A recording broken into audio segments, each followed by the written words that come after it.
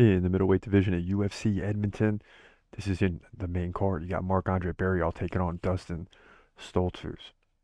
And as always, in any main card fight, this is a big one, right?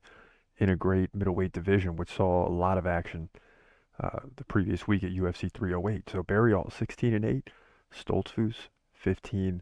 Barriault's 1 inch taller at 6'1". He's 34. Stolzfus just 32. Stolzfus 1 inch reach advantage. Both guys stand right-handed.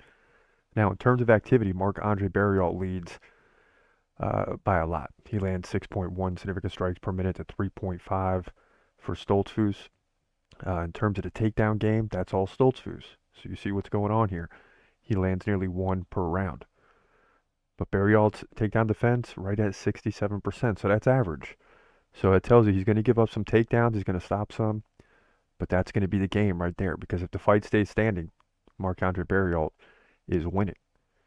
But he's coming off the KO loss to Joe Pyfer. Not good. Chris Curtis, split decision.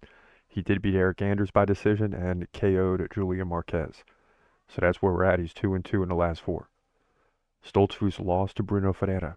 Beat Punahele Soriano by sub. That's a big one. Lost to Abus Magomedov. We just saw him last week by KO. And beat Dwight Grant by decision. So he's 2-2 as well.